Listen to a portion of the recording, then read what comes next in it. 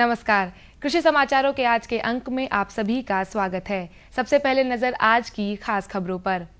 मसाला उद्योग के लिए राष्ट्रीय नीति बनाने पर काम कर रही है सरकार। भारत ने अमेरिकी कृषि उत्पाद के आयात पर विवाद निपटान बोर्ड से की अपील। प्रदेश सरकार ने 2015-16 में गेहूं क्रय संबंधी समय सारणी की जारी। उत्तर प्रदेश में 3080 लाख क्विंटल गन्ने की पेराई और गुड़ एक माह में 25% महंगा। अब कृषि समाचार विस्तार से। बाजार में मिलावटी मसाले पर चिंता व्यक्त करते हुए सरकार ने मंगलवार को उत्पादकों और कारोबारियों से गुणवत्ता, पैकेजिंग और ब्रांडिंग पर ध्यान देने को कहा, ताकि वैश्विक मसाला बाजार में मजबूती से काम किया जा सके। वाणिज्य सचिव ने मसाला क्षेत्र के लोगों से मसालों और मसाला व्यापार पर एक राष्ट्रीय नीति की रूपरेखा पर अपने विचार प्रस्तुत करने को कहा। उन्होंने कहा कि मसाला उत्पादक किसानों और व्यापारियों को गुणवत्ता पर और अधिक ध्यान देने की आवश्यकता है।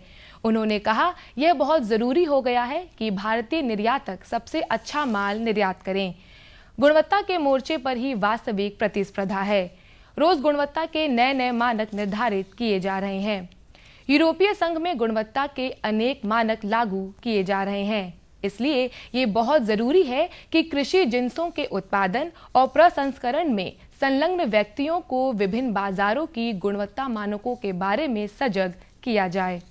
भारत ने विश्व व्यापार संगठन के विवाद निपटान बोर्ड से कृषि आयात पर अमेरिका के साथ अपने मुद्दों को सुलझाने की अपील की है। विवाद निपटान समिति ने कहा था कि भारत की एवियन इन्फ्लुएंजा संबंधी पहले सैनिटरी और फाइटोसैनिटरी यानी पशु एवं वनस्पति की रोग मुक्तता समझौते के अनुरूप नहीं है, क्योंकि वे संबंध अंतर्राष्ट्रीय मानकों पर आधारित नहीं है। पिछले पखवाड़े में गेहूं की वैश्विक कीमतों में अचानक बढ़ोतरी हुई है और भारत वैश्विक बाजारों में अपना गेहूं बेचकर इस मौके का फायदा उठाने की उम्मीद कर रहा है। लेकिन यह उम्मीद फलीभूत होने की संभावना कम है, क्योंकि ऊंचे न्यूनतम समर्थन मूल्य और परिवहन लागत के चलते निर्यात से ज्यादा फायदा नहीं होगा। उत्तर प्रदेश सरकार ने रबी विपणन वर्ष 2015-16 में गेहूं क्रय व्यवस्था संबंधी समय सारणी जारी कर दी है। इस वर्ष 1 अप्रैल से गेहूं की खरीद शुरू होगी। रबी विपणन वर्ष 2015-16 के लिए गेहूं का न्यूनतम समर्थन मूल्य 1450 रुपए प्रति क्विंटल निर्धारित किया गया है। राज्य सरकार की तरफ से सभी जिलाधिकारी एवं संभागीय खाद्य नियंत्रकों को भेजे गए निर्देश में कहा गया है कि आगामी 20 मार्च तक गेहूं क्रय संबंधी सभी आवश्यक व्यवस्थाएं सुनिश्चित कर ली जाएं, ताकि समय से गेहूं क्रय केंद्रों को क्रियाशील किया जा सके। उत्तर प्रदेश में चालू पेराई सत्र के दौरान अब तक 3080 लाख क्विंटल गन्ने की पेराई हो चुकी है। राज्य सरकार के एक प्रवक्ता ने बताया कि पेराई सत्र 2014-15 के दौरान 3080 लाख क्विंटल गन्ने की पेराई अब तक हो चुकी है। पिछले वर्ष के समान अवधि में 2544 लाख क्विंटल गन्ने की पेराई हुई थी। अब तक 284 लाख क्विंटल चीनी का उत्पादन हो चुका है। पिछले वर्ष की समान अवधि में 225 लाख क्विंटल चीनी उत्पादन हुआ था। चालू पेराई सत्र में 5326 करोड़ रुपए गन्ना मूल की देयता के सापेक्ष अब तक किसानों को चीनी मिलें 3413 करोड़ रुपयों का भुगतान कर चुकी है। गुड़ के घटते स्टॉक और पेराई के लिए गन्ने की कम उपलब्धता से उत्पादन में अवरोध के चलते पिछले 1 महीने में इसका भाव 25% बढ़ा है। ऊंची उत्पादन लागत और त्योहारों पर बढ़ी मांग के चलते गुड़ की कीमतों में तेजी आई है। पश्चिमी उत्तर प्रदेश के बाजारों में गुड़ की बेंचमार्क किस्म चाकू का भाव इस समय 1080 रुपए प्रति कट्टा यानी 2700 रुपए प्रति क्विंटल है। मध्यम किस्म के गुड़ खुरपा का भाव 940 रुपए प्रति कट्टा या 2350 रुपए प्रति क्विंटल चल रहा है। कुछ साल पहले तक कम कीमत के चलते गुड़ को चीनी का विकल्प माना जाता था, लेकिन अब गुड़ चीनी के बराबर या इससे थोड़े ज्यादा कीमत पर बिक रहा है। पश्चिमी उत्तर प्रदेश में चीनी की एक्स फैक्ट्री कीमत करीब 2650 रुपए प्रति क्विंटल है। बीच बीच में बारिश और इसके बाद घने कोहरे और कपकपाती ठंड से गन्ने की कटाई प्रभावित हुई है। गुड़ उत्पादक इकाइयों ने चीनी मिलों को आपूर्ति होने वाला गन्ना खरीदा है। उत्तर प्रदेश सरकार सूबे में कृषि को एक बड़े उद्योग की तरह विकसित करने की तैयारी में है। इसके लिए बिजली को प्राथमिकता में लिया गया है। उत्तर प्रदेश सरकार ने लखनऊ में अंतर्राष्ट्रीय स्तर की एग्री हार्टी टेक के उद्घाटन समारोह में सूबे के किसानों के लिए अलग बिजली फीडर की जानकारी दी। शामली तथा बागपत में ये काम शुरू हो गया है। प्रदेश सरकार ने कहा कि आने वाला समय किसानों का ही है। अब प्रदेश में भी सब्जी, फल, अनाज तथा दूध के लिए अलग मंडी बनाने का काम हो रहा है। किसानों के विकास से ही देश की तरक्की होगी। हम लखनऊ आगरा हाईवे पर भी तेजी से काम कर रहे हैं, जिससे बड़ी संख्या में किसानों को लाभ मिलेगा। यूपी में अनाज के साथ सब्जी, फल, दूध तथा अंडे का बड़ा कारोबार है। इसको और बढ़ाने का काम हम करेंगे। जलवायु क्षेत्र के हिसाब से राज्य अपने लिए अलग बीमा योजना तैयार कर सकते हैं। मंत्रालय की ओर से राज्यों के कृषि मंत्रियों की बुलाई गई बैठक में इस प्रस्ताव को सैद्धांतिक सहमति भी दे दी गई। बैठक में हुए फैसले की जानकारी देते हुए मंत्रालय ने कहा कि राज्यों के सकारात्मक सुझावों को बीमा योजना में शामिल किया जाएगा। केंद्र की प्रस्तावित राष्ट्रीय कृषि आमदनी बीमा योजना के मसौदे पर सभी राज्यों ने मुहर लगा दी है। कुछ संशोधनों के साथ इसे चालू वित्त वर्ष 2014-15 में ही पूरा किया जाएगा। आगामी अप्रैल से बीमा योजना का पायलट प्रोजेक्ट लागू कर दिया जाएगा। इसके लिए इसी सप्ताह के आखिर तक एक कमेटी का गठन किया जाएगा। इसमें सूबे तथा केंद्र के अफसरों के साथ राज्यों के मंत्रियों को रखा जाएगा। इसकी अध्यक्षता कृषि राज्य मंत्री करेंगे। राज्यों की ओर से आए सुझावों को शामिल कर मसौदे को अंतिम रूप देने का काम नई समिति करेगी। इससे किसानों की आमदनी बढ़ेगी, साथ ही निर्यात बढ़ाकर विदेशी मुद्रा अर्जित करने में कामयाबी मिलेगी। किसान भाइयों, कृषि समाचारों के बाद आइए अब जानकारी लेते हैं प्रदेश की प्रमुख मंडियों के ताजा मंडी भावों की।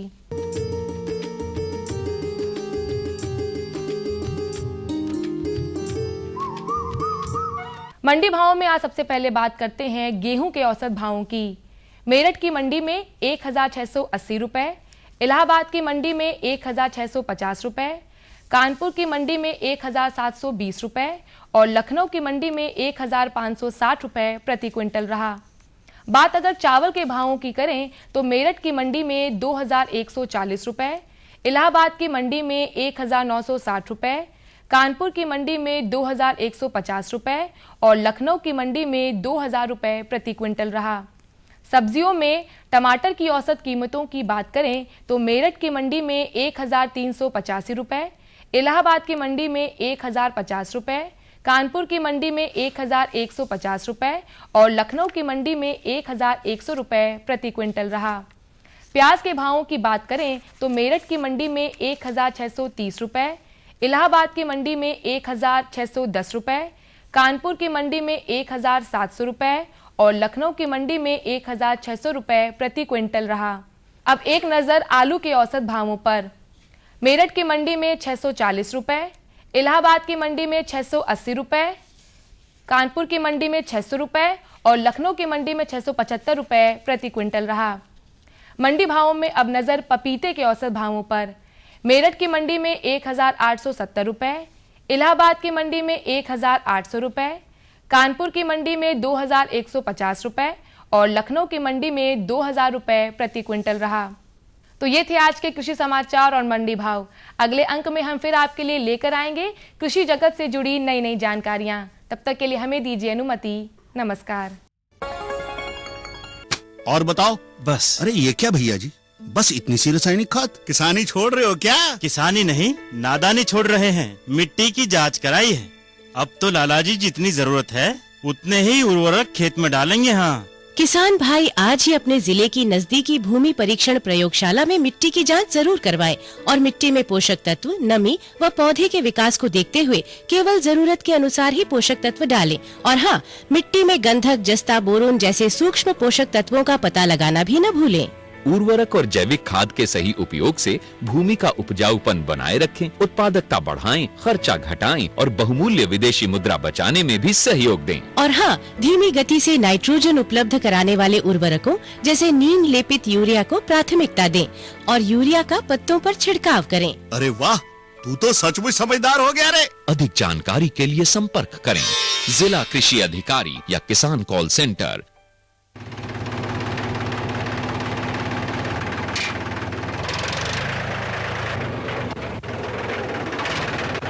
अरे हरकू वाह, बीज कीटनाशक और आज खाद भी। अरे इतना खर्चा कहाँ से? अरे खर्च की चिंता किसे है, मेरे पास है ये किसान क्रेडिट कार्ड। कार्ड? अरे बैंकों द्वारा जारी इस कार्ड से किसान उसकी सीमा तक की रकम कभी भी बैंक से निकलवा सकता है और खेती बाड़ी की सामग्री कभी भी खरीद सकता है। कर्ज के झंझट से भी छुटकारा और तो और बिजली के बिलों का भुगतान, डीजल इससे खरीदना और आसान हो गया है। तो हरकू भैया एक कार्ड मेरे लिए भी।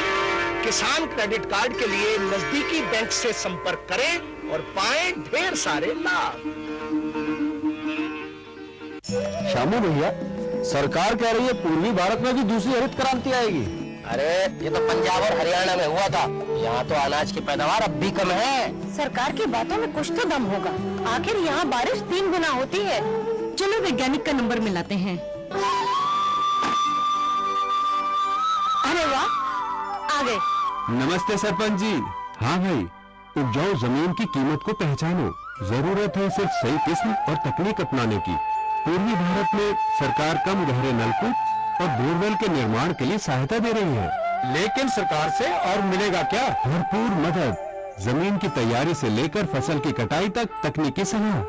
1000 हेक्टेयर के सैकड़ों क्षेत्रों में चावल और गेहूं के खास प्रदर्शन भी चल रहे हैं।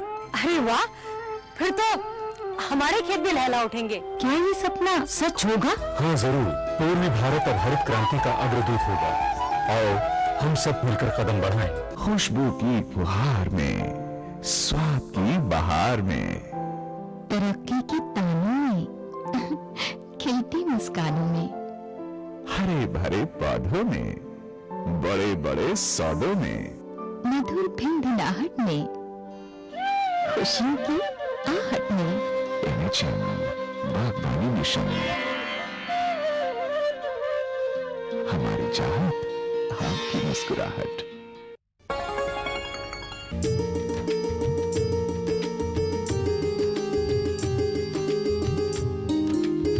हमारे सभी दर्शक किसान भाइयों का उनको नमस्कार। आपका स्वागत है आपके अपने कार्यक्रम कृषि दर्शन में। किसान भाइयों, फसलों उत्पादन की बात करें और पशुपालन की बात ना करें तो बात अधूरी रहती है, क्योंकि पशुपालन एक लाभकारी व्यवसाय है। पुरानी कहावत भी है कि बिन बैलन खेती करें बिन भैयन के रार, और सावन में बिन हल रहे 14 साख गवार। तो पशुपालन के फ़ायदे हम पुराने समय से जान रहे हैं, लेकिन आधुनिक समय में क्या क्या फ़ायदे हैं इसके लिए चलना पड़ेगा अपने विशेषज्ञ के पास। आज हम आपको जानकारी दिलवा रहे हैं अपने विशेषज्ञ से, और जानकारी देने के लिए हमारे साथ हैं प्राध्यापक पशुपालन एवं डेयरी विभाग चंद्रशेखर आजाद कृषि प्रौद्योगिकी विश्वविद्यालय कानपुर से डॉक्टर SP सिंह त्यागी जी। आपका स्वागत है डॉक्टर साहब सभी दर्शक किसान भाइयों की तरफ से। डॉक्टर साहब, बात करें फ़ायदे की डेयरी से, तो कौन कौन से प्रमुख फ़ायदे हैं जो हमारे किसान भाई ले सकते हैं? हाँ देखिए, डेयरी व्यवसाय जो है हमारा, ये किसान भाइयों के लिए बड़े फ़ायदे की चीज़ है कि भाई इससे जो है खेती कम होती जा रही है, तो ये एक रोजगार का साधन जो है उपलब्ध कराता। दूसरे, इससे जो है आमदनी बढ़ती है, और तीसरे ये हमारा आदर्श भोजन है दूध। तो ये जो है एक स्वास्थ्य के लिए भी पूरे समाज के लिए बड़ा जरूरी है, और उसमें भी विशेष तौर से बच्चों के लिए कि बच्चों की बढ़वार, चाहे वो बढ़वार हो या उनका मानसिक विकास हो, अगर वो दूध लेंगे तो वो तभी संभव है।